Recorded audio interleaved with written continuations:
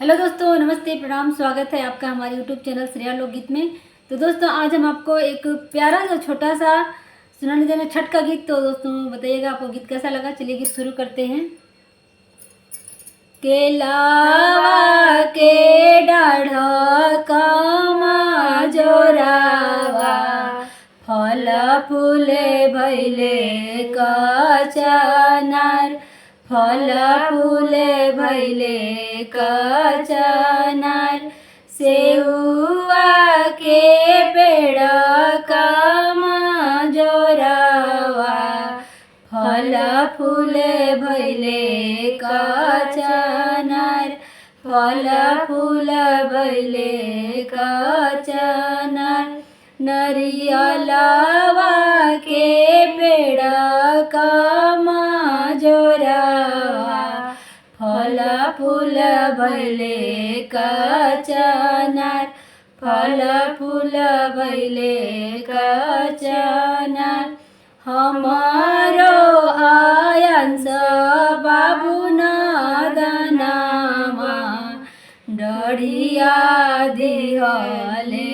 झुकाय डढ़िया दिहले झुकाय हमारो आदित्य बाबू नादनामा डढ़िया दिहले झुकाय डढ़िया दिहले झुकाय हमारो शिवम बाबू नादनामा डढ़िया दिहले झुकाय डढ़िया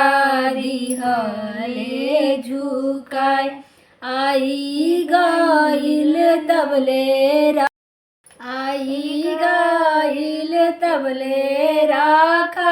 राखावलवा बनल सकेलावा के पेड़ बनल सेउआ के पेड़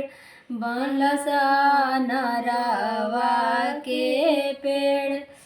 तड़पी कहनी उनकर आमा छोड़ दा चोरावा हमार छोड़ दा चोरावा हमार अब ना आइया केलावा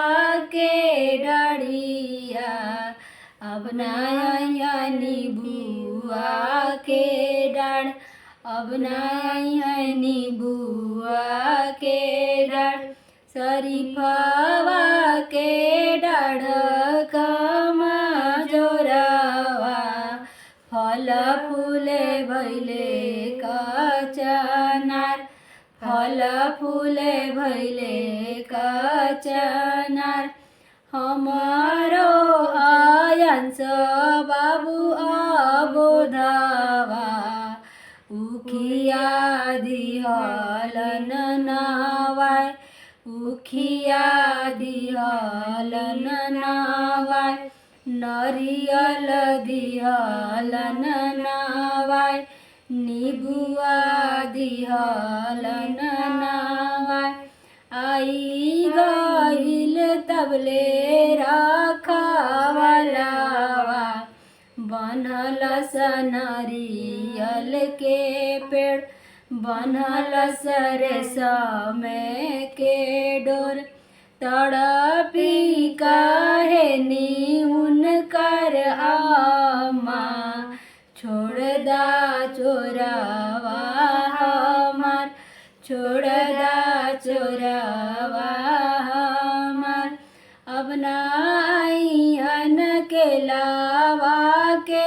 डढ़िया अब ना आइया नीबुआ के डाढ़